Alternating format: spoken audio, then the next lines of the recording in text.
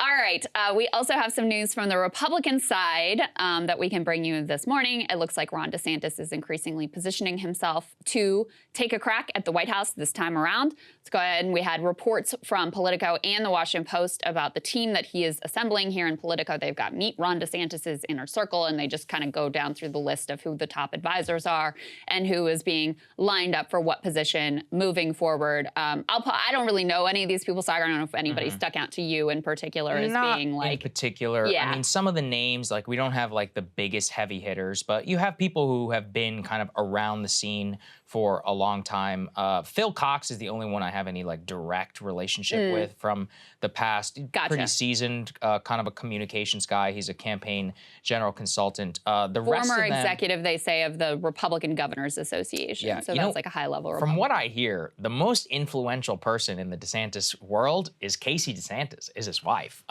Almost everything that I've heard is that she is the one driving his presidential ambitions to the extent that there are any that are involved, and kind of very tightly managing his image. She featured prominently in a lot of his ads. By all accounts, they have a very, very close relationship, and they're very they're kind of a unit the way that they think of themselves. They aren't very trustworthy. They don't let a lot of people in. That is actually kind of a problem, just because I've said this before, but he doesn't have really a lot of people that are around him in the same way. The biggest name that actually jumped out to me was Miriam Adelson, because that is an endless pile of money. Miriam Adelson, for those who don't know, is Sheldon Adelson's wife. He's since died. He was the casino magnate. I think he was like the Las Vegas Sands chairman. I think he's worth like 40-something billion dollars. Yeah. She is incredibly active in Republican politics and has been for a long time. Her own personal views almost perfectly align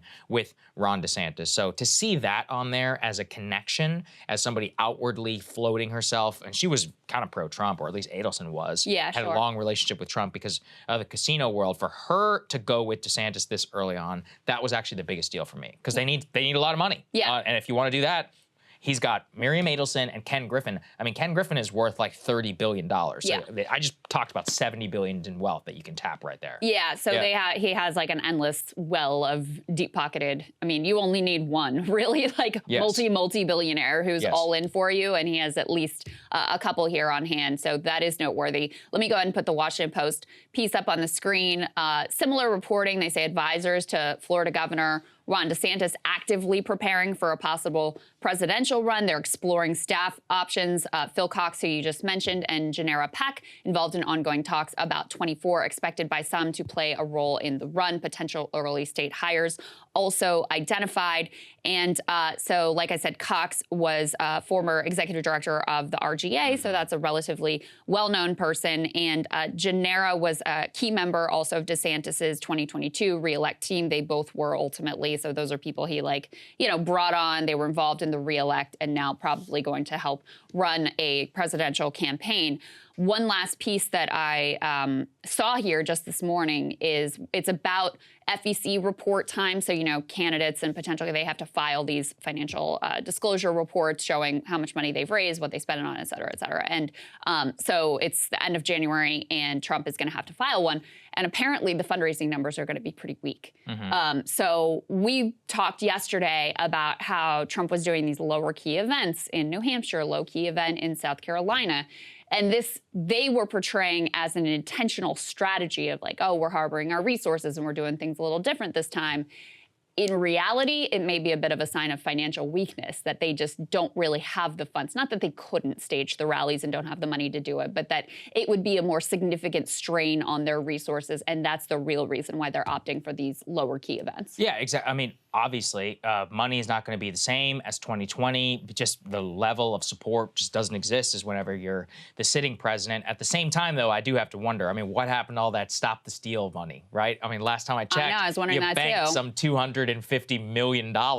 Actually, in a way, he did himself a disservice because he actively declared for president, which means he can no longer tap that super PAC money from Save America that they have sitting in a bank account waiting for the 2024 general election. Now he can only fund fund either himself, which, that never happens, Donald Trump, making use some of that NFT money that he made to fund some of the Live his Gulf campaign. money from Saudi Arabia. Yeah, why not some Live Gulf money? You can just transfer it on over there. So cool. Or you have to go and you have to do smaller campaign events. I actually think, though, that Trump is at his best whenever he's in a small contingent, flying by the seat of his pants. The more consultants and RNC types that all get involved, the worse off that he is. I mean, the 2016 campaign was a bunch of clowns. Trust me, I literally know these people.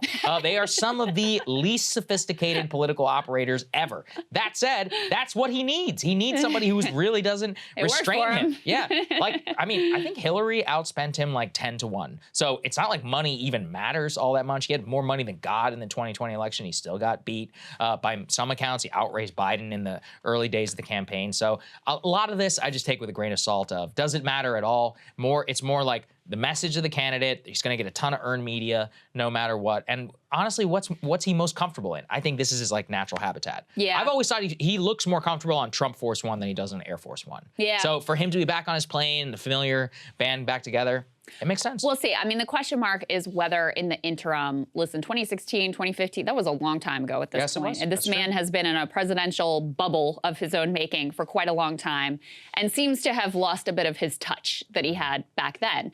So is he able to get that feel back? There have been a couple signs of it, his coming out really hard on you will not touch Social Security, Medicare, and the debt ceiling thing. That was one sign of it. I would say his positioning himself in terms of the Russia-Ukraine war is another sign of it. Abortion, absolutely. I mean, even before the midterm results came out, because that you could rationalize as okay, he's trying to cover his own ass and just pin it on it was abortion that was the problem in the midterms, not me. But the reporting is immediately after Roe was overturned, he knew this was a problem for Republicans. He knew this was really bad for Republicans. So he does have a little bit of that. You get glimpses still of that little bit of normie sensibility that is lacking in many other corners of the Republican Party. So we'll see if he can recapture any of that original magic. Yeah, well, I'm semi-doubtful, but I think that the ingredients are possibly there. Hey guys, ready or not, 2024 is fully upon us now, and Saagar and I have been brainstorming ways that we can really up our game for this critical election. Yeah, we rely on our premium subs to expand our coverage, to add staff, to upgrade the studio. We just want to give you the best independent coverage of this election, which is possible. So if you can help us out, become a premium subscriber today, breakingpoints.com, or the link is down here in the description video. It really means the world to us, and if you like what we're all about, this is the best possible way to keep us 100% independent, working only for you.